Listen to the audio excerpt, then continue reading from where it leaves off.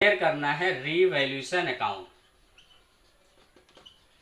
Revaluation accounts में होता क्या है, मोस्टली इसमें जो फर्म के ऑलरेडी क्या दिए गए हैं, एसेट्स एंड लायबिलिटीज दिए गए हैं, तो इनका भी क्या होता है, टाइम टू टाइम इनकी भी वैल्यू चेंज होती रहती है। यानी बुक वैल्यू कुछ और होती है और मार्केट वैल्यू इनकी क्या होती है, चेंज होती रहती है, फ्लक्चुएट होती रहती है।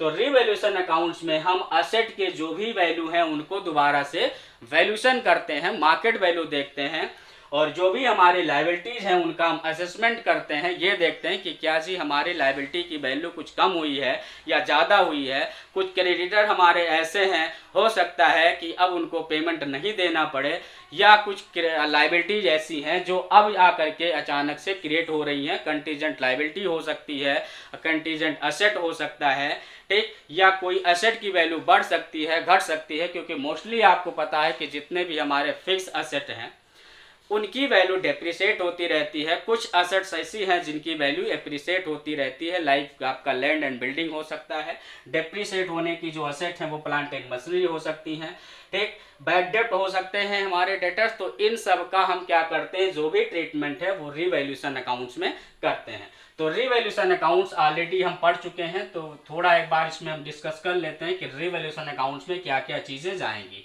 अगर हम बात करते हैं रीवैल्यूएशन अकाउंट्स के नेचर की, तो इनका जो नेचर है वो क्या है, नॉमिनल है। हर अकाउंट्स का एक नेचर होता है, ठीक। तो इनका नेचर क्या है, नॉमिनल अकाउंट है। According to traditional approach there are 3 types of accounts, personal accounts, real account and nominal account. तो इनका जो नेचर है नॉमिनल अकाउंट है। अगर हम नॉमिनल अकाउंट के रूल की अगर बात करते हैं, तो नॉमिनल अकाउंट्स का जो रूल है वो क्या कहलाता है, कहता है कि debit all expenses and losses. Business में जितने भी एक्सपेंसेस एंड लॉसेस हैं उनको क्या कर दिया जाए, डेबिट कर दिया जाए। और दूसरा क्या है, credit all income and gains. जो भी बिजनेस में इनकम है या गेन्स हैं उनको क्या कर दिया जाए, क्रेडिट कर दिया जाए। चीजें समझ में आ गई, ठीक। तो नेचर क्या है ये रीवैल्यूएशंस का, ठीक, नॉमिनल अकाउंट है। अब नॉमिनल अकाउंट का रूल जो कह रहा है वो कह रहा है debit all expenses and losses.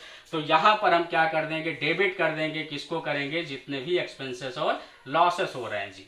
इधर हम क्या करेंगे, क्रेडिट कर देंगे, किसको, इनकम एंड गेन्स को। क्लियर है। तो यहां पर इनकम एंड गेन्स को हम क्या कर देंगे, क्रेडिट कर देते हैं। अब बात आती है कि एसेट एंड लायबिलिटी दो ही का ट्रीटमेंट हम रिवैल्यूएशन में करने वाले हैं। तो असेट अगर हमारी क्या होती है, डिक्रीज होती है जी, तो असेट अगर डिक्रीज होगी तो क्या होगा, लॉस होगा। लॉस को क्या करते हैं जी, हम डेबिट करते हैं। तो लॉस अगर हो रहा है तो कितना